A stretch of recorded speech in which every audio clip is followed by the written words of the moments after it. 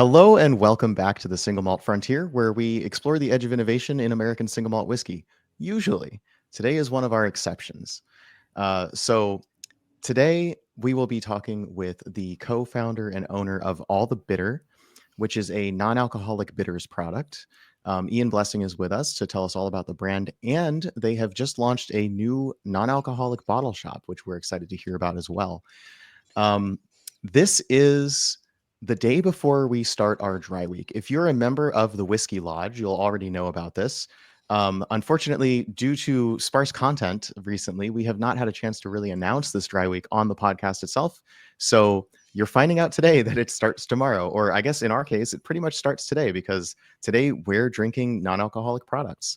So here on the show, we do a little bit of tasting and a lot of talking. Usually we talk about whiskey, but the best thing about whiskey is the conversations that we get to have along the way, and we get to talking about a little bit of everything. I'm your host, Doug, or as I'm known around the internet, Demi Taste. I'm joined today, as usual, by my co-host, Phil, who has a brand new computer setup, and Yep. he's going to look a little different and hopefully sound better. So we're excited to try that out. And last but not least, we have the co-founder and owner of All the Bitter, Ian Blessing. So Ian, if you wouldn't mind just telling us a bit about yourself and your brand and what you do. Yeah, thanks. It's great to be here. It's awesome talking to you guys. My wife and I started All the Bitter about 3.5 years ago as a result of working our entire careers in restaurants and hospitality and beverage, and quitting drinking about 5 years ago after we had kids, and not wanting to give up the ritual and the flavor of a great cocktail, a beer, a glass of wine. And fortunately for us, around the time that we quit drinking was around the time that the non-alcoholic beverage industry really kind of exploded. When I was running bar programs, it was still just I can't even remember the name, O'Doul's. It was still just O'Doul's. We hadn't moved on, beyond that. And I remember, I was one of those bar managers that was staunchly against non-alc stuff. And, I think that's partially because I didn't get it. I was in that boat of, I don't understand, why you'd want to sit at my bar and not have a drink. Do you have non-alcoholic options? Yes, of course. We have, Diet Coke and lemonade. I was very much in that category. I refused to put, an NA beer even on the menu, to the point that I would walk down the street to the liquor store to buy a 6-pack of O'Doul's when somebody asked for it. Because I still, I care about hospitality. I just didn't quite get it. And so when somebody asked for it, I was like, yeah, okay, I'll go get it. But I wouldn't just order it. I wouldn't put it on the menu. So, we quit drinking, and I realized, I understand now. Like, I'm an adult. I want a nice beverage, just because I choose not to drink anymore for, my own personal reasons. I don't have anything against alcohol. I choose not to drink anymore. I still deserve a good drink. I still deserve something that's adult and sophisticated and is not, lemonade to go with my steak dinner. So we got really into non-alc spirits and cocktails. And I realized that even at the time, 5 years ago, there were 50 at least spirits, NA spirits on the market. You could build an entire bar with NA spirits, but there were very, very few options for alcohol-free cocktail bitters, which is something that, you obviously need to finish drinks. I mean, you could theoretically make, a Manhattan, an old fashioned, any other drink that calls for bitters, but you couldn't actually finish it. And depending on why you're not drinking, some people are totally comfortable with a couple dashes of, Ango in their drink. For instance, I don't mind 2 dashes of, regular bitters in my otherwise NA cocktail. My wife, Carly, absolutely does not want you to essentially add half a teaspoon of hard alcohol to her, mocktail. It's not going to get you drunk, and she understands that, but it's the idea that you're choosing to add hard alcohol to your non-alcoholic cocktail. And so, especially from a bar perspective, where I don't know why my guests are ordering, a non-alcoholic drink. I'm not going to assume anything. You need a fully alcohol-free option, and we wanted to create something that was classic and felt like the bitters that you already know, that you're already using, that you already have behind your bar, that were just as intense, just as flavorful, but you could use without, having to have that awkward conversation with your guests. Hey, are you okay with a little bit of alcohol in in your mocktail. Um, Hmm. we developed recipes in our home kitchen. We scaled up over the last couple of years now into where we are here, which is our production facility behind me and a bottle shop that I'm sitting in now. Awesome. Yeah. So I was going to ask, the most obvious thing in front of me is, of course, the what looks like a bottle shop and also a distillery behind you. Yeah. So I was wondering, are those are actually in the same location? They are, yeah. I like that we're all sitting in front of bottles, but mine are fully alcohol free. Yeah. And then yes, it's not. I mean, it's not really a distillery. We don't making bitters. You traditionally, the process is you take high proof alcohol, so you're not distilling or fermenting. You're taking finished alcohol and infusing it with botanicals, and so our process is basically the same. But Mhm. we use a base of glycerin, water, and a little bit of vinegar to do our extraction instead of alcohol. But yeah, it's in the same place. So if you come in here, you can check out where we make all the bitter, and you can also, you know, browse a selection of 200 different non-alc wine, beer, spirits, cocktails. In about a month, we're aiming for mid-May. This will be a full seated hospitality experience. So we're working on a full menu with cocktail flights and beer and wine and some snacks as well. Yep. Uh, I would love to talk a bit more about what's in your bottle shop. Of course, besides your own products, which I have a bottle here of all the bitter. The I assume you have more than one product, but We this do, is yeah. the aromatic bitters.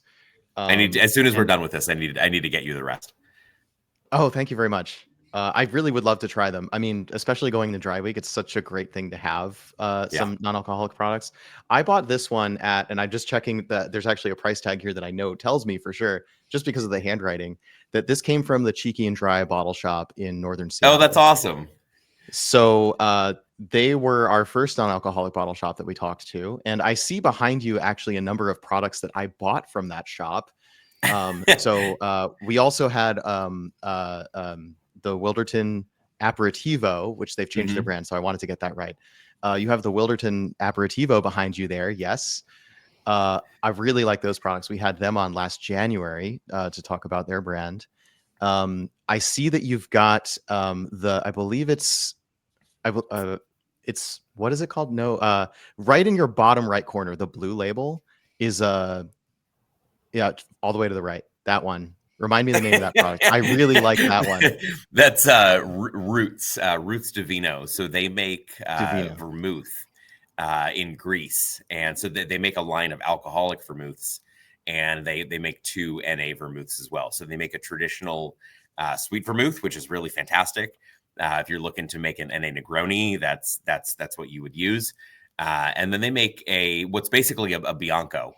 It's not dry, it's off dry, and is really good. It's my favorite of the two, actually. Mm, It's got enough sweetness to give it some viscosity and some mouthfeel, which is challenging, and that's one of the hardest things to kind of execute in the NA spirit space. And some really wonderful like rosemary and thyme, kind of herbs to it. It's super super good.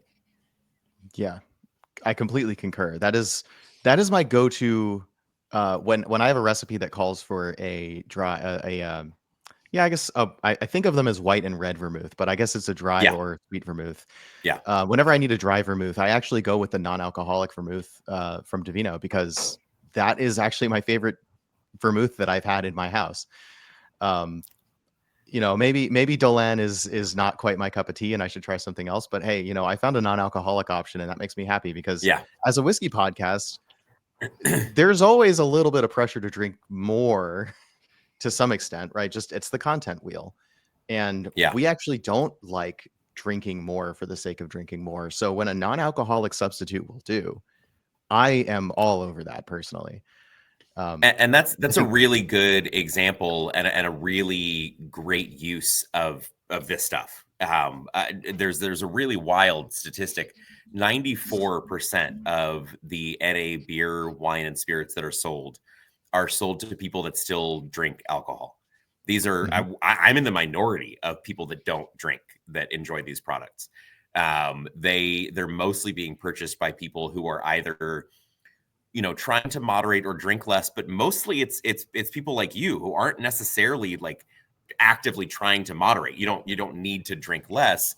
You just don't want to drink more, if that Hmm. makes sense. There's a difference. It's the Absolutely. folks who don't drink on Tuesday night because you've got to be up early with the kids tomorrow morning, but you can't wait for a glass of wine on Friday and Saturday. It's people who want an adult beverage, people who want something sophisticated that's not lemonade or Coke at night. Hmm. But you also don't want to have 2 or 3 drinks because we're getting older and we feel it the next day. And combining it with alcoholic spirits is a really clever use of these products. Being able to, let's say, make have a Manhattan, but it's already got 2 ounces of whiskey and an ounce of sweet vermouth. Pull out that ounce of alcoholic sweet vermouth. You don't need that. That product Roots Divino is going to work just great. Products like Hmm. Wilderton and Pathfinder, which is down here ish. Oh yeah. Pathfinder is an incredible they don't call it an Amaro, but that's the closest thing. It's an Amaro essentially, but it's got like Douglas fir tips in it, so it's piney and it's got spice and orange peel and it's fermented from hemp. It's completely non-alcoholic and it's non-psychoactive, but they ferment and distill hemp, which gives it a really interesting base flavor. That it's strong enough that it'll absolutely work in an alcoholic cocktail. It'll hold up to alcoholic spirits, gives you a ton of flavor and reduces the ABV, so you can have a cocktail or two, without feeling like crap the next day. And then there's Yeah. spirits that have completely unique flavors that don't exist in the alcohol world. So like Wilderton's Hmm. Bittersweet is a great example. Wilderton Bittersweet is like Campari meets sweet vermouth, but like with even more herbaceousness and like it's somehow even more bitter. Like Wilderton, it's Yeah. ridiculously bitter and super herbal. Tennyson is another one. It's right there. This is fun. I'm gonna do this Here, let more. me zoom in on you Um, so we can see it a little better. Oh, jeez. Tennyson, that one. Tennyson with the black bottle and the little yellow strip down there is a ginger and black pepper based spirit, but it's also got yerba mate and dandelion and all these really like interesting botanicals. It has a flavor that is unlike. There's nothing to compare it to, like not even close. Like you could generally lump it in with aperitifs and amaros, but it's not those things. Um, Yep. so you can pull in new flavors into like not even trying to reduce ABV intentionally. This just gives you more options of flavors to pull into your Hmm. drink. Okay, so there's so many directions I could go now. First of all, let's just get this on the table. Where is your location so our viewers who are near you can go actually walk into your bottle shop and try to find some stuff they like? We are in Chico, California, which is about an hour and a half north of Sacramento. We're 3 hours outside of San Francisco and the Bay Area, and on the way. If anybody is driving from Portland to San Hmm. Francisco, if anybody's driving up the coast, we're on the way and a great place to stop. We are Sierra Nevada is here. There's some really Fantastic. incredible bike trails and hiking. So for anyone in California that's interested, I think in California we have a willingness to drive a little further because the state is like 14 hours from top to bottom. So for anybody in California that's within driving distance, we'd love to see you. Yeah, that is a great tip. I actually am planning to do something like I'm going to Monterey in about a month, and Nice. I don't actually know, is that all, is that around that area or is it farther It's south? south of us. Yeah, Okay. it's really really pretty. It's more central California. Okay. So I don't know if it'll quite make it into that road trip, but just a road trip up the West Coast just sounds great to me. I'm in the Seattle area, Yeah, by the way. So um, now you yeah. mentioned If hemp. you drove south from Seattle, you would pass us. Eventually, it Yeah, would just take yeah, 12 hours. yes, So a weekend trip, I think. yeah. So you mentioned hemp, and I wanted to share. This is one of my favorite non-alcoholic beverage products, the Aplos Calm. And I got this again at sorry. Oh, you got it. Awesome. Awesome. So I got this also at Cheeky and Dry, and I went in there and I said, I would love a cocktail mixer that has yuzu in it. That is, hemp wasn't the goal. I was looking for yuzu. Sorry, I was looking for shiso actually. Yeah. And the yuzu was a benefit of this one as well, because the ingredients in this one listed on the label are yuzu, basil, shiso, dandelion infused with hemp. The hemp doesn't matter one way or another to me because this is not that kind of product. Yeah. This is it, I think it's just for flavor probably. There's something about this bottle that appealed to like pretty much half and half, appealed to me and appealed to my wife. Like I wanted something with shiso. She was really intrigued by the dandelion as well. This is just such an interesting combination of flavors. I have nothing else like this. I've never seen anything else like this. I don't think I could have walked into a regular liquor store and found anything that would have come close to this. Um, and I know for sure that I couldn't find a shiso infused whatever, simple syrup, Yeah. vodka, anything. There's just something about the avant-garde experimentalism that you get from non-alcoholic beverages looking for good flavors that are Yeah. off the beaten path, off the traditional alcohol flavors stuff. And I've incorporated every non-alcoholic thing I've ever bought has been something that I could see using in place of alcohol because it is that good, right? I've said the same about the Wilderton Aperitivo products and all the bitter. I mean, this was my, I used to sometimes have, I mean, like not to regular viewers will know my drinking habits are not, and Phil certainly will know that my drinking habits are very on the low side. But I used to like 4 times a week, have half an ounce of whiskey relatively close to bedtime, and for a good long time, I just made all the bitter and soda my evening routine, and felt so much better for it. Yeah. And I guess, I'm about to probably go back into that phase because we're about to do a dry week and I'm going to get hooked on it again. And Yeah. That is one of the use cases of bitters that I think gets sort of forgotten about is a little bit of bitters and club soda makes a good flavored low alcoholic, or if you're using all the bitter non-alcoholic drink that Yeah. has flavors that you might find more sophisticated and less sugary and saccharine than like a can of cola. Yeah, absolutely. And actually that the bitters and soda was replacing Coke for a while too. So first of all, I mean, just because I know Phil doesn't have it, so I'm going to be the one to do tasting notes today. So I actually have some, I put it in my coffee this morning. It's a completely guilt-free way to have a little bit more interest in your coffee. So I would never use alcoholic bitters at 9 a.m. in the morning.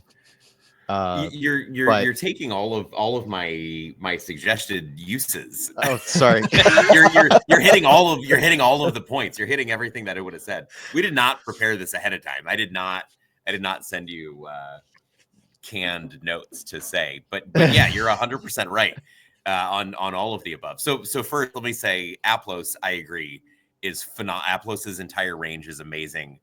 And that product Calm, and they make another one called Ease that's similar, that has that yuzu shiso combination. One has hemp CBD, the other one has adaptogens that are good for calming. It drinks kind of like gin, where it's like it's gin like, but it's unlike any gin on the market. They're not trying to replicate the juniper, cardamom, cinnamon, orange peel. Like, they're not going with the standard gin botanicals. It has its own entirely unique flavor. But it'll, for anybody looking for something like a gin and tonic, it's a way of creating that drink, but having it be a totally new flavor profile they've never experienced before. And there's a lot to say for that. There's a lot to say for not necessarily abandoning traditional drink formats. There's no reason to lose, hundreds of years of creating cocktails. But if we can use those formats to create new flavors, I think that's where non-alc drinks really excel, because you've had a gin and tonic, that you like a gin and tonic. Using something like Aplos now doesn't set you up to be disappointed when it's not a gin and tonic, when it doesn't taste exactly like your Tanqueray and tonic. it now tastes like an Aplos and tonic, which is its own unique flavor profile. But if you like a gin and tonic, you're probably going to like that. So I think there's a lot of spirits. You're right. There's a lot of spirits like that work really, really well. And adding bitters to coffee is a surprising advantage that we found to these alcohol-free bitters, because you're right, adding alcoholic bitters to coffee at 7 o'clock in the morning feels a little weird. I mean, I don't know, maybe a little hair of the dog. Like there's certainly bitters and soda in the morning can be a nice way to get yourself going again if that's what you maybe need. On a Sunday. Definitely sure, not on a work day. No, exactly. But it's like it's a Wednesday morning at like 7 o'clock, and you're we're trying to grow up. So some alcohol-free bitters in your coffee is a great call. And you're right, it's a guilt-free way. It's kind of you're only using a couple dashes, so it's not an extreme flavor, but it's a better way to add some flavor to your drinks without, let's say, adding an ounce of a flavored syrup and a bunch of sugar to your coffee, which now makes it a totally different drink. Adding a couple dashes of bitters to anything is liquid seasoning, so you're not entirely changing it. You're not creating a new drink. You're just seasoning your drink and giving it a little bit of intrigue and a little bit of interest. And you get the digestive benefits of using bitters at the same time. And that's one of the things that really differentiates our product versus other bitters, alcoholic or non-alcoholic. And please, I hope somebody will correct me if I'm wrong, but I'm not aware of any other bitter on the market, standard or alcohol-free, that goes to the length that we do to combine the idea of digestive bitters and cocktail bitters. Obviously, all cocktail bitters are good for your gut because they contain bitter ingredients.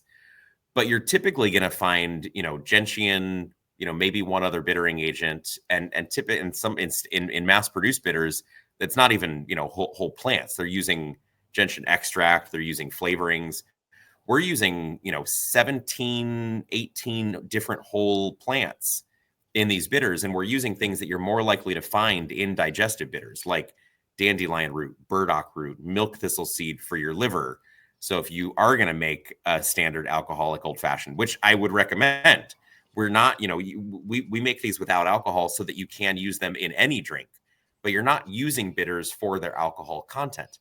So you can absolutely, and should, I hope you do, make an old fashioned, a Manhattan with alcohol with our bitters.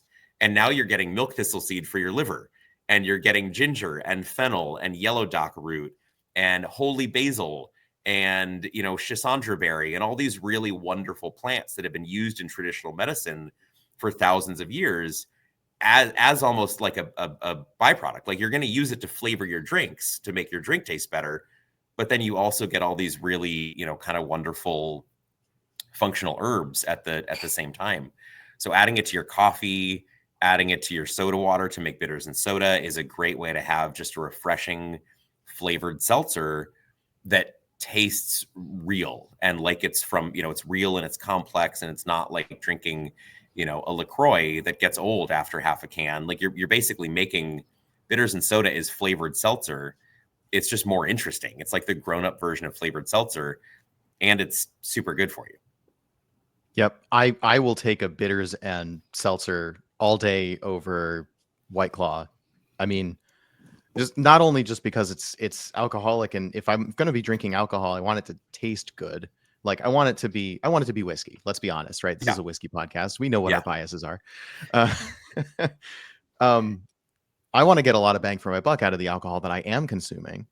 So White Claw couldn't be less interesting to me personally. Yeah. But a non-alcoholic bitters and soda has more flavor, feels like a wiser choice. I enjoy it so much more. And I don't have to think about how much I'm drinking when I'm having something non-alcoholic. Even I wish I've literally gone to a bar and asked, "Do you have all the bitter to put into a soda and bitters and soda and bitters?" And like, no, like, so let's talk about that. Non-alcoholic bitters, the alcohol industry has a tendency to think of non-alcoholic products as being direct competition. I personally don't see it that way. I think of them as a separate class of consumables that are, in addition to the week when I, filling up those slots when I won't be drinking, for example. Like, I was on a dry week. I went out with my friend to a show, and I wanted to have a drink in my hand, as one does, and I didn't want to get a beer, so I asked the bartender for a bitters and soda, which like still felt like a good choice. We could debate the merits of having even a small amount of alcohol fill during dry week. I go back and forth on how strict I want to be with myself. Um, but it kind of feels like putting even a dozen dashes of bitters in a pint of soda water feels like kind of a non-issue. But other times I feel like I really just, if I can't have the non-alcoholic thing, I don't want to have anything at all. I would love if I could walk into a bar and say, give me this. And so, Ian, I wonder if you could speak to maybe the challenges of getting non-alcoholic products into those common spaces. Yeah, well, it's funny. It's funny that you say that because we, we've been doing this for about 3.5 years, and we're still figuring it out. I don't know what we're doing. We came from bars and restaurants. We've never, owned a business or done any kind of marketing or anything like that. So we're still figuring all this out as we go. But all the bitter and soda as a call item is something that I would love to see. And I started thinking about over the last few months, and I would love to see, people ask for all the bitter and soda like you ask for, Tanqueray and tonic. And I don't know. The answer is I got to figure out how to do that. I got to figure out how to get this into bars and actually, have people just put all the bitter and soda as a menu item, because it's such an easy thing to bring in, because you can use it in regular cocktails. These are really wonderful, uniquely flavored bitters that you're going to see shine in your regular, cocktail menu. And then even if, especially if you're one of those bars that's more averse to bring it, you don't like the NA spirits, you don't want to deal with it, whatever the reason is. If you don't want to put NA spirits and put, a zero proof cocktail menu together, now at least you can serve one drink to somebody who wants zero alcohol. Mm-hmm. And to your point, a standard bitters and soda with alcoholic bitters, depending on why you're drinking or not drinking, there's people who are not drinking for recovery reasons, religion. There's a million reasons why somebody might want 0.0% alcohol. But most people who are not drinking are totally fine, with a few dashes of bitters and soda. It's not going to get you drunk. But keeping just a single bottle of our aromatic bitters on your shelf means that you can make somebody a truly 0.0% drink and put it on the menu for, $3, something like, have it be a menu item that you make money on. So people see it on the menu. They know that it's an option. They know that they can order it. And especially if you do have a non-alc cocktail menu, with drinks that are $12, $13, because that's what the ingredients cost, to make a sophisticated cocktail with non-alc spirits. It costs a lot of money to make. So you've got to charge, $12, $13 for it, depending on what your typical pricing is. Adding something like bitters and soda to the menu and actually putting it on the menu gives people a different price point. It gives people another option. If people don't want to spend, $12, $13, $14, $16 on a cocktail, you can just order a bitters and soda. We have had a lot of success in getting our product into bars and restaurants. We're seeing a lot of venues understand the need for non-alc cocktails, and people are finding us and they're reaching out. And honestly, to go back to my point from earlier, we're a real small business with a tiny team that's mostly focused on production. I'm the salesperson, but I also do about 18 other things. So I don't really do a lot of sales outreach. Most of our business finds us, which is we're fortunate. But we have a ton of, I had 4 different restaurant groups find us and bring the bitters on for, 10, 20 restaurants at a time without, I didn't even have contact with any of them. They just, we got into 100 restaurant menus in the last 4 months without any sales contact. So that's fortunately fantastic. people are doing it on their own. People are coming up with cocktail menus and they're finding our product. But to very long answer to your question is, I would like to focus more on having all the bitter and soda just be its own menu item.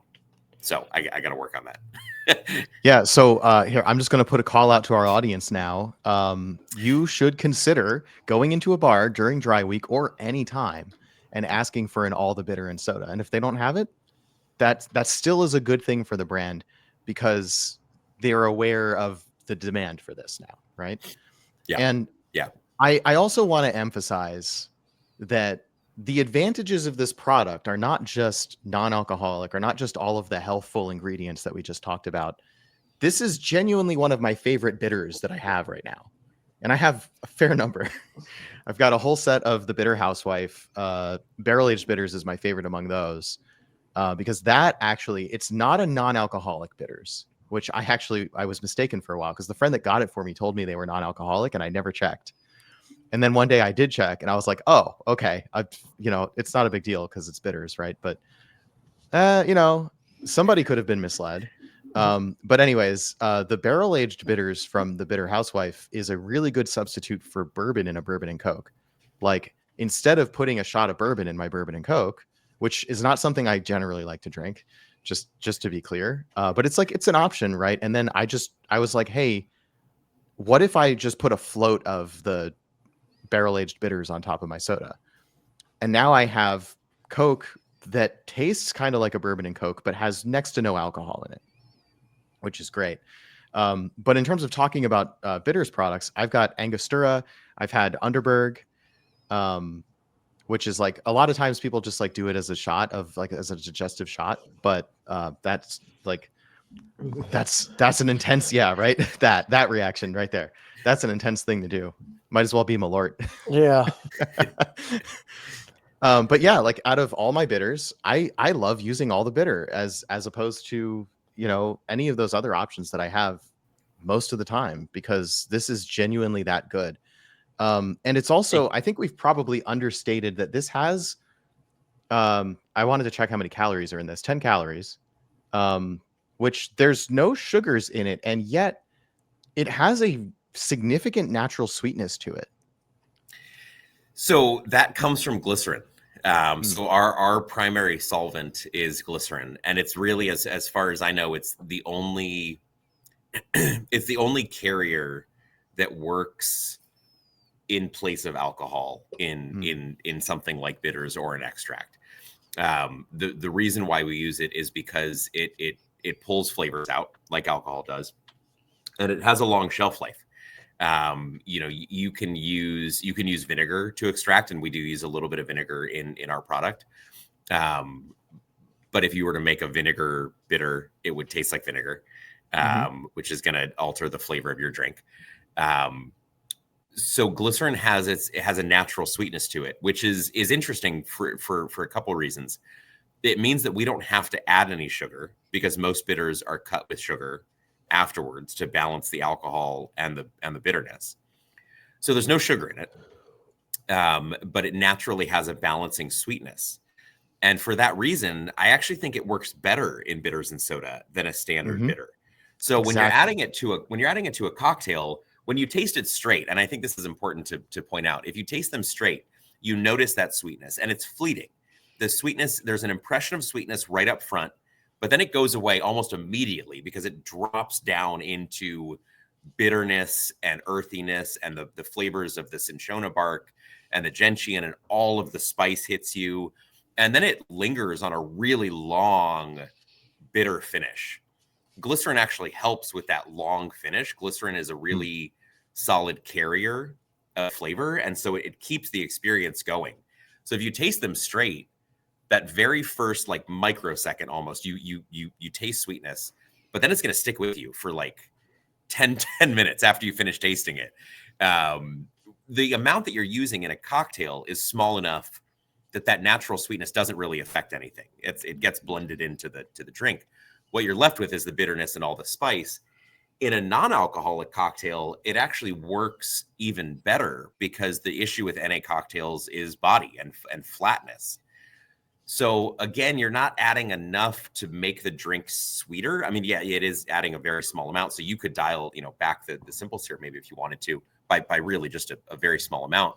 But because glycerin is naturally viscous, that's the other. You'll notice you put it on your hand, and it stands up more like a syrup than a liquid like regular cocktail bitters. So adding that, even just that little amount of viscosity, like people will add glycerin to their non-alcoholic cocktails to give them body anyway. So here you just just go heavy with it. Like add a quarter ounce, you know what I mean? Like go like 7-10 dashes, not because you need to. The flavor is the same. The flavor is just as intense as Angostura, but you can't add 10 dashes of Angostura to an NA cocktail. I mean, even if you're okay with a little bit of bitters, right? Like, and here's a great example. A non-alc old fashioned made with even just 2 dashes of Angostura is 0.56% alcohol. Not enough to get you drunk, but it's alcohol by volume. So 2 ounces, and now it's above that, less like 0.5% is the non-alcoholic threshold. That's that kombucha, etc., has to stay under. Yeah.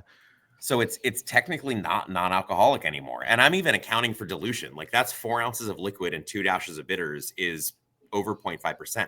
Let's say you do 3 or 4 dashes, which you're probably adding to an old fashioned. You're up to 1%. If you're using a spirit, an NA spirit that's under 0.5%, now you're up to like 1.5% alcohol, which again, not going to get you drunk. You could drink 20 of them. But we're almost to light beer territory now. Most people in recovery, people who are like almost anybody that's not drinking alcohol, if that was on the menu, it said old fashioned 1.5% alcohol, you're probably not going to order it. So the advantage is that you don't have, especially as a bar or restaurant, you don't have to think about it. You don't have to worry about the alcohol content. The deeper advantage for making a satisfying drink is that you can use as much as you want. You can use our bitters more as a not a primary ingredient, but you can go much heavier and add more flavor, which non-alc drinks tend to need. And then you're also adding more glycerin to the drink, which adds more body and richness and texture to it. So the last thing that I'll say is that in a bitters and soda, I think it works better because that natural sweetness helps to balance the drink. So if you were to make, a standard, Ango and soda versus our aromatic bitters and soda, you're going to have a fairly similar flavor profile, but the glycerin is balancing the drink, and that drink doesn't taste sweet, but it has a better mouthfeel. It has a better texture because it's not, half a teaspoon of hard alcohol in a soda water, and you can taste the alcohol. And again, if that's something you want, then that's a flavor that you want and that's desirable. But I think for most people drinking bitters and soda, ours actually works better. There was a comment I wanted to make earlier. I'm just going to kind of hard pivot back to a bit earlier when we were talking about getting the tour through your bottle shop. You can tell when you walk into a bottle shop or you talk to the owner of a bottle shop that they really know their stuff. They're not just selling their own products. They're really knowledgeable about everything that they've got in there. And because non-alcoholic spirits and non-alcoholic alternatives for drinks are so, I want to say new to the market, or at least don't have as much mind share, it can be really, really helpful to discover products the way you would discover a book in a library. If you just go online or you just walk into a liquor store, like a regular liquor store, and say, I'm open to the idea of a non-alcoholic cocktail, but I have no idea what I should buy. The non-alcoholic bottle shop is a great resource for you because those are the people who really know this stuff, and they'll be able to help you find what you're looking for. Let me ask you about Ian, about your bottle shop. Do you have open bottles that you give people samples of before they buy? Almost everything, like basically everything on this shelf is open. Right. And that's why we opened this. That's why we did it. I've been very active and very involved kind of in the online non-alc community, since we quit drinking. And one of the hardest things for me is to see people buy something like Kentucky 74, which is a non-alc bourbon, and to say that they took one taste. They took one taste and they poured it down the drain. And I understand why. It's because you're trying to just drink it straight like you would drink whiskey. And it doesn't work like that. Don't drink that straight. That's Yeah. that's the whiskey that I would recommend. Like, that's my recommended whiskey. Don't drink it straight. I don't like it straight. I'm not going to drink it straight. I wouldn't even make a standard old fashioned with it. And I think that's a really important point. And what needs to be shared, and why we opened this, and why I hope if you have any interest in non-alc drinks, you will make the trip up here. Because if you're just trying to buy things online and you're just trying to make things yourself kind of in a vacuum, it's challenging. It doesn't, non-alc products don't work the same way as their alcoholic counterparts do. That whiskey will make a great whiskey sour. It'll make a great mule with ginger beer and some lemon. There's a million different drinks that you can make with that are very satisfying. Pouring a glass of whiskey and trying to drink it on the rocks does not work, because out of the bottle it doesn't work. And if you want to add an ice cube to it, now you're just diluting it, which works even less. You want to make an old fashioned with it, and it kills me how often I see just standard old fashions served in restaurants, suggested as cocktails online. Don't do it. Don't do it. It's not meant to be drunk straight. And adding a sugar cube and diluting it and chilling it. And I'm sorry, I think we make great bitters, but adding a couple dashes of bitters to a standard NA old fashioned doesn't get you there. When made with this product, it doesn't work by itself with any NA bourbon, any straight bourbon alternative. It doesn't work. What does work, and if you come in here or any other bottle shop, they can probably help you, is combining it with other spirits that make it work. So going back to Tennyson over here, Tennyson is this black ginger spirit. And so we're going to start serving an old fashioned when we open our seated cocktail menu. Right now we're serving, I'll give you two examples. Right now we're serving one that's an ounce and a half of Kentucky 74 and an ounce of a product called 3 Spirit Nightcap. 3 Spirit is another brand that I would highly recommend if you're looking for alcohol alternatives and you don't want to, mess with the traditional analogs, because they're not your cup of tea. 3 Spirit Nightcap is not whiskey. It's not trying to be whiskey, but it is whiskey adjacent. It's if you like whiskey, you'll probably like it. It has a woody flavor from ashwagandha and valerian root, so 2 roots that give it a woody flavor. It has some spice from Szechuan peppercorn and habanero. It's sweetened with a little maple syrup, so it's got texture, it's got spice, it's got some woody characteristics. You can absolutely drink that one on its own. The idea of not drinking NA spirits by themselves has been upended a little bit by these more unique spirits, things like Pathfinder and Tennyson and Nightcap, that are interesting enough to drink on their own. So right now we're serving an old fashioned that's an ounce and a half of Kentucky 74 and 1 ounce of 3 Spirit Nightcap. Nightcap gives it the flavor and the texture that is satisfying. Kentucky 74 gives it the whiskey flavor. So it smells and it tastes like an old fashioned. We use a brown sugar syrup instead of a regular sugar cube, again, just to give it more flavor. But you could use, like, cinnamon syrup works really well in that drink. Any, like, a cardamom syrup could work, a ginger syrup, like any like flavored syrup, just to pack more flavor into it. But what we're going to serve starting next month actually drinks a little bit more like an old fashioned. The one that I just described is kind of a unique flavor because we're using a full ounce of this product called Nightcap. And so it gives you a kind of a spirit forward experience and kind of an old fashioned flavor, but it's kind of a new flavor experience. What we're going to start doing is 2 ounces of Kentucky 74 and just half an ounce of Tennyson, which is this like really bright ginger pepper spirit that has a decent amount of acid to it.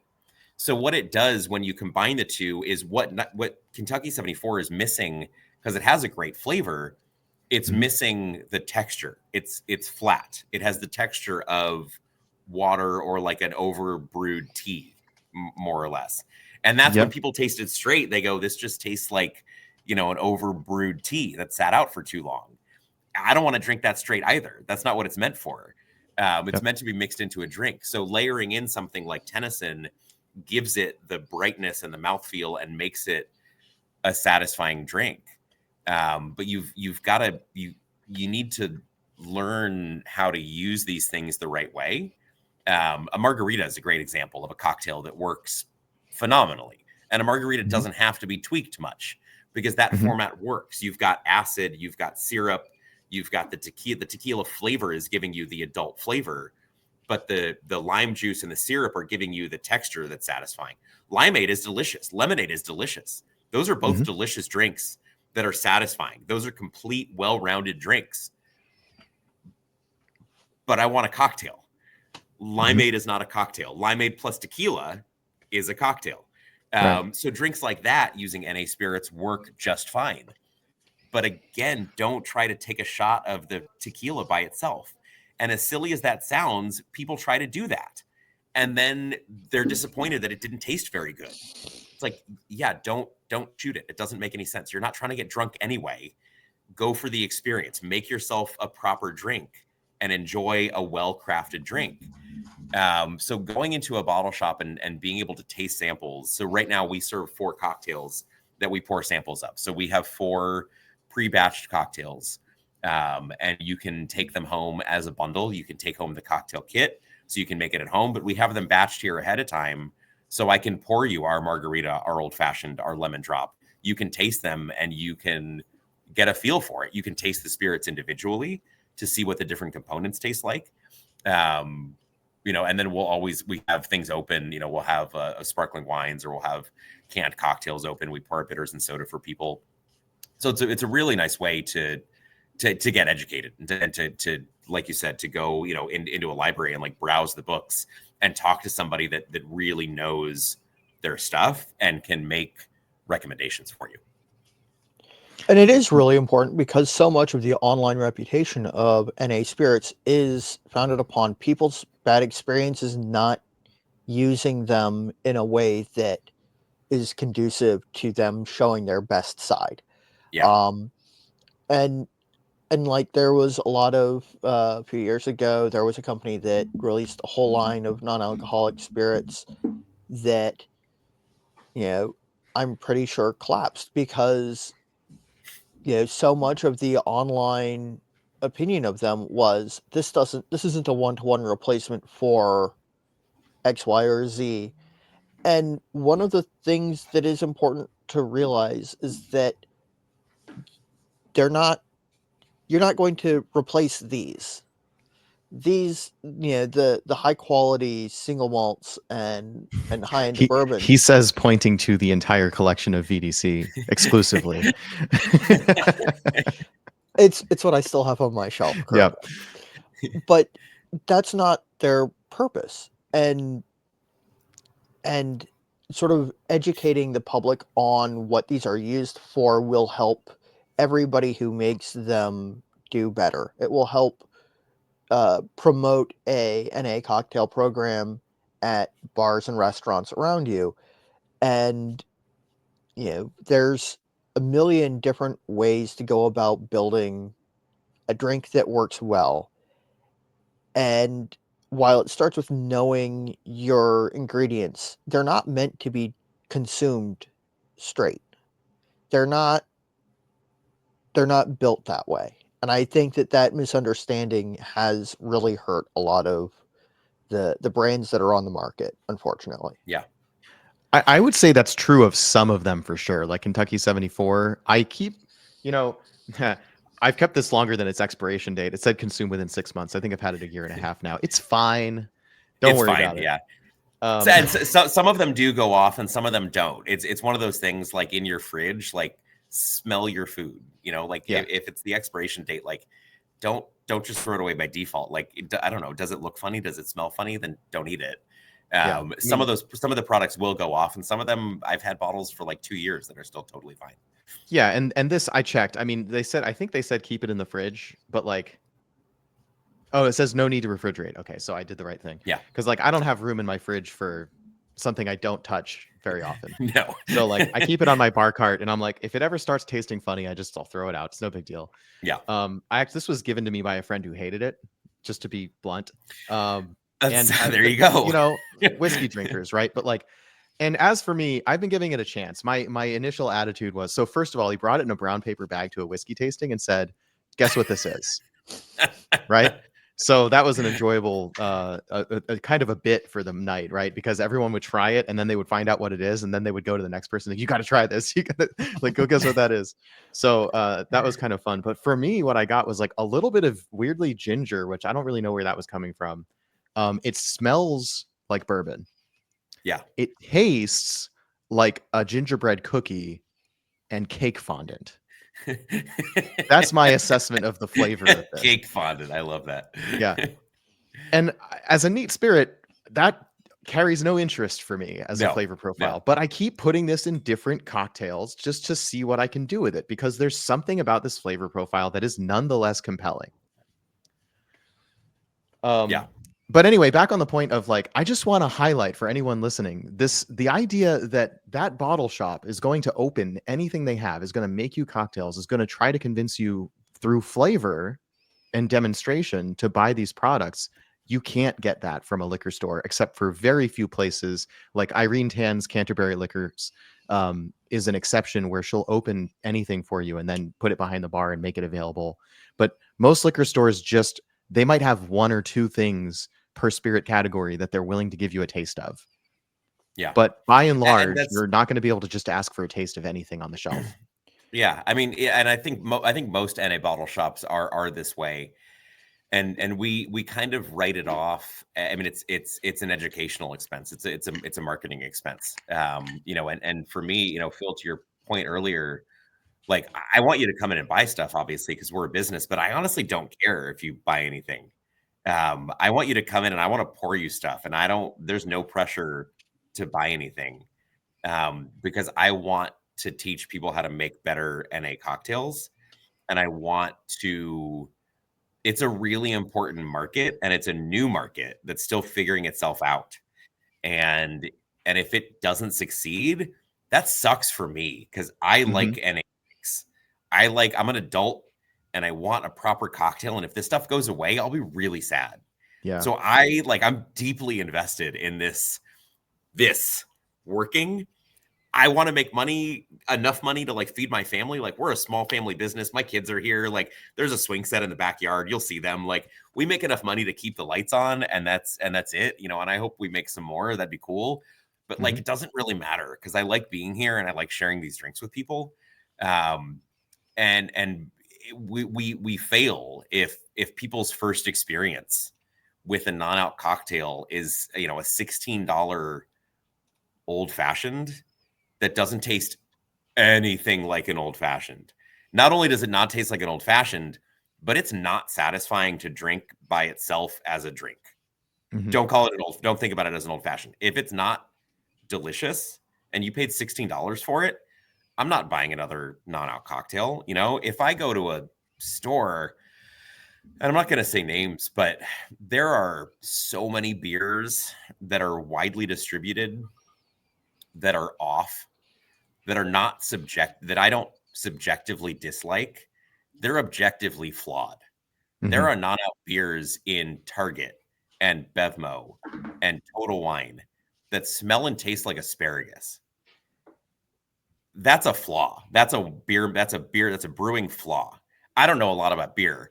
I don't know what that flaw is. There's a name for it, but it's very specific. It's a very specific issue. It's something that went wrong when you were making it.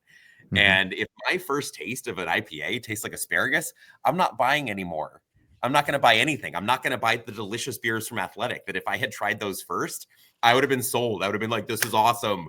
I can have my beer and I can, whatever, like I'm good.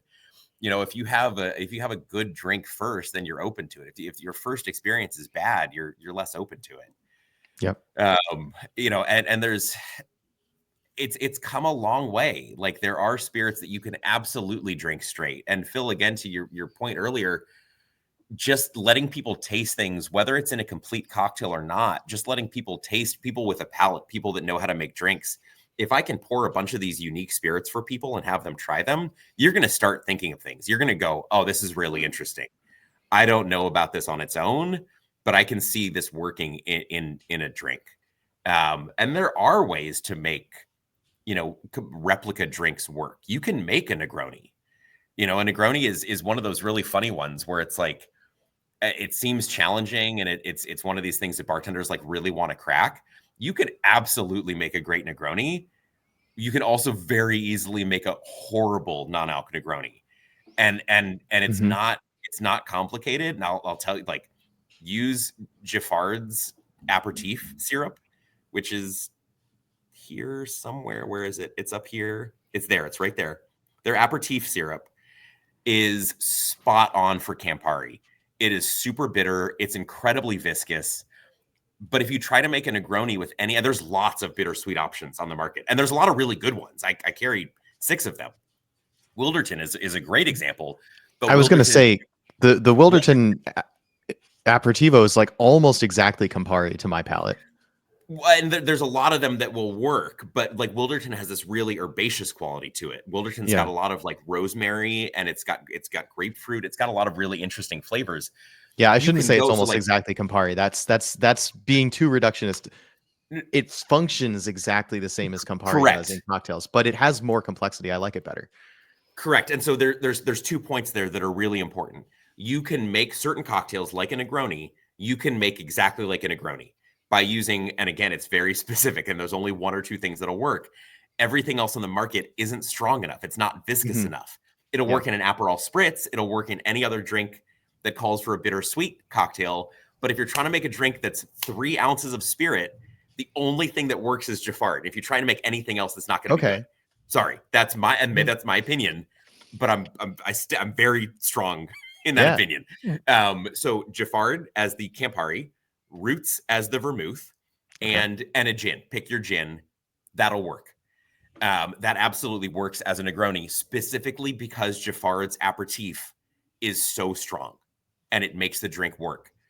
To your point, you can absolutely make a very satisfying Negroni-like cocktail that tastes slightly different from a Negroni, but functions exactly the same way and hits all the satisfying elements of a Negroni. There's a lot of options for that.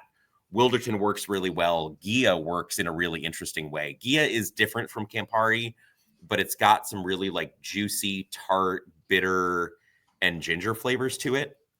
Pathfinder works really well, or any other Amaro works really well in place of the vermouth, because you're getting more flavor than from vermouth. And then you're open up to all the different gin options on the market that aren't gin. So like Wilderton, they discontinued this, but Wilderton used to make a couple of gin-like spirits. There's a brand called Pentire that makes a gin-like spirit from herbs, specifically from the coast of Cornwall in the UK. So it has like a very saline, like ocean spray character to it. It's not gin. Aplos is another good example. Aplos is not gin. It doesn't taste like gin, but it's gin-like. So there's a million combinations that you can put together that are going to make a satisfying drink that's not a Negroni, but it functions like a Negroni. If you like a Negroni, you're going to enjoy it. And if you want, you can absolutely make something that tastes just like a Negroni, but it requires very specific spirits to do so. And if you come into a shop like this and you taste them, that'll be really obvious to you pretty quickly. You'll be like, oh yeah, no, this will work. Yep. So I just wanted to ask, because we're about to 1 hour on our recording, do you have another 15 minutes or so? I hope to keep it to about 10 minutes. I've got a couple more questions I'd love to ask about your process and about your background. Okay, great. I do, Phil, I do want to put a hard stop at 10:30 because of an appointment I have to get to. So don't let me go beyond that. But I got to do my taxes in about half an hour. So we're good. Yep. Thanks for reminding me. Oh boy, it's that season. Okay, so while we've got a quick little break here, I want to get a different drink in the glass made with all the bitter.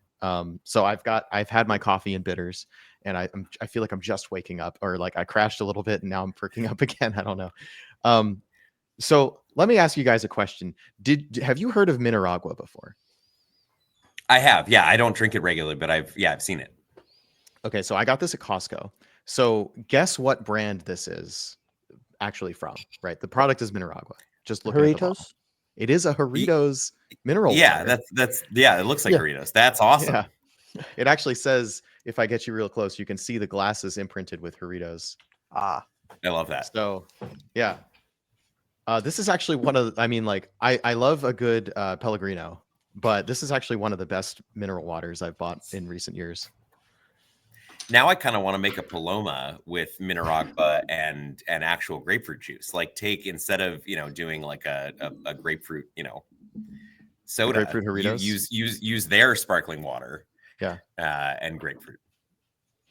All right. So I was going to do tasting notes on a little bit of all the bitter, but Ian pretty much said everything I was going to say. So we'll, in the interest of time, just go straight on to the and soda part of this. So I figure I should do some kind of tasting notes, and we talked about how it functions differently neat than it does in a mixed drink. And in this case, the simplest mixed drink you can do, just bitters and soda. It's the OG non-alc cocktail. It's the original. I've had several conversations with people about, what's the first classic non-alcoholic cocktail going to be? And I think the answer is it already exists. It's bitters and soda, which is great because we make bitters and soda. But that's the OG NA cocktail right there. So the sweetness is still there, but in the soda, it's like it's taking kind of a backseat. But what's great about this is I put 3 or 4 dashes of all the bitter in here, and this is such a densely flavored product that this has almost as much flavor as like a light soda, compared to normally if you wanted to have a soda and bitters that had this much flavor, you would, as you said, put in enough bitters to be 1 or 2% alcohol. Yeah. Effectively not non-alcoholic anymore. And this is, I mean, like, cards on the table, this is $26.50 is what I paid for this 4-ounce bottle of all the bitter, but this has lasted me over a year and a half. Yeah.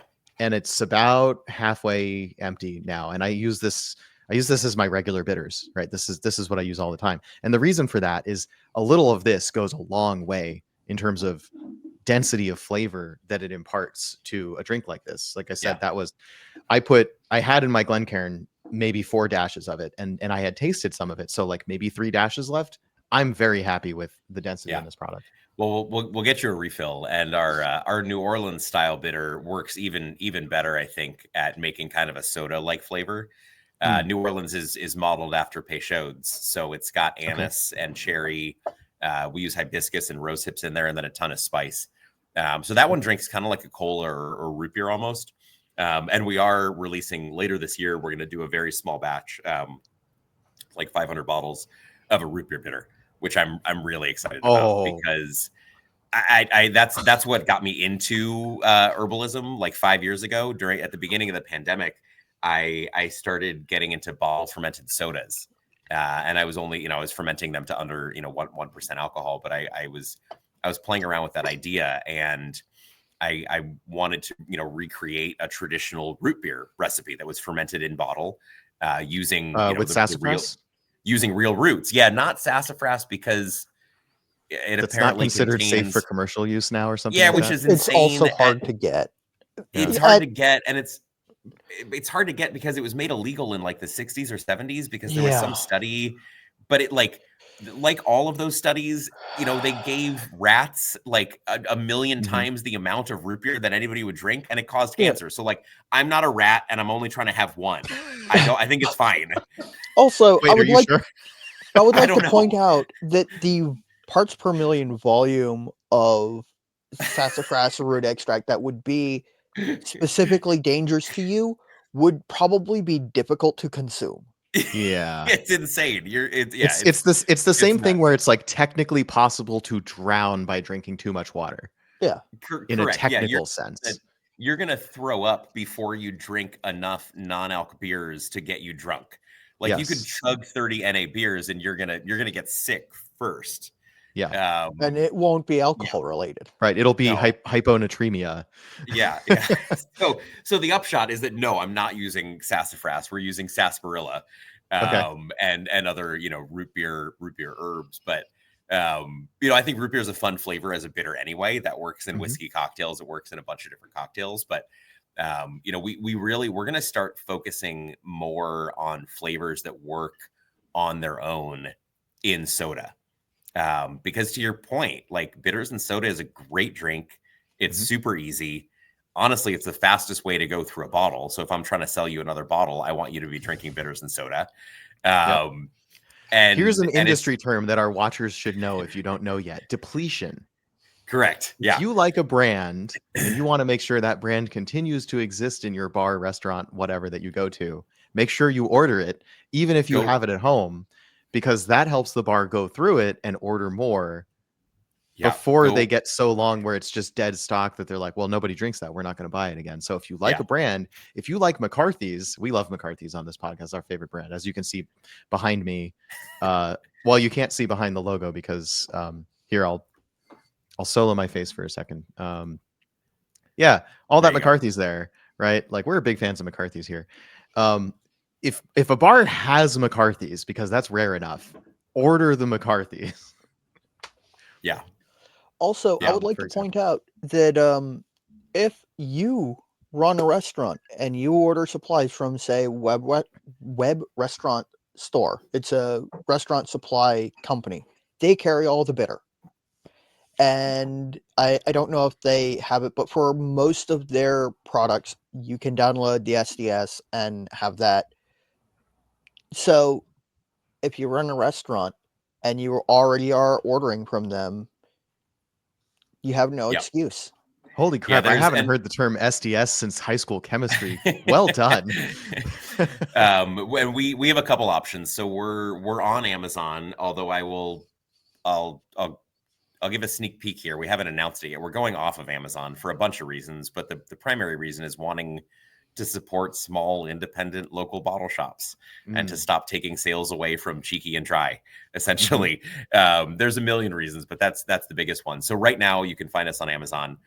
You can find us on Webstaurant Store. And if you go to our website, there's a wholesale link, and there's a link directly to two different platforms. One is called Fair, the other is called Air Goods. They take a minute to sign up for as a bar or restaurant. But what it does is it gives you wholesale pricing, and we ship directly to you, and our shipping is free. And again, on our site, there's links that'll take you there. If you sign up using those direct links, you get a credit. So your first 6-pack is essentially free. But it's a super easy way to order for the bar. It just gets drop shipped directly to you at wholesale pricing with free shipping. And anybody, again, there's contact info there. If you use that contact form on our website, or if you just message us on Instagram, it goes to me. Any forms of communication will go directly to me. So if you have any questions, please reach out. I'd love to help. Right. Fantastic. We'll make sure all of those links and contact information are in the description of the video. And with about 5 minutes left, I want to talk about something that we have somehow managed to not bring up yet. Let's talk about the 1% for the planet pledge. Yeah. So, I mean, I alluded to this earlier. We started this business because it was the right thing for us to do. It keeps the lights on. That's great. But we're doing it because we want to, and because it feels good, and we want to give back. We want to, we started the business because we have a 4 and a 6-year-old, and we want to be present for them. We want to be available. I want to be able to, close the shop or take off work or whatever when I need to be with them. And by the same token, I want them to have a planet that, doesn't self-implode in the next 50 years or so. So, for the last couple of years, we've donated to an organization called Trees for the Planet, Trees for Change. Trees.org is their website, and they're wonderful. They plant trees in Africa, and you get like one tree for every 25 cents. We've planted a gazillion trees, but they plant trees in what they call a working jungle, or forest jungle, farm jungle. They work with small farmers in Africa to biodiversify their farm and to plant trees essentially all the way around their farm. So it creates an enclosure, and it creates a new habitat and biodiversity.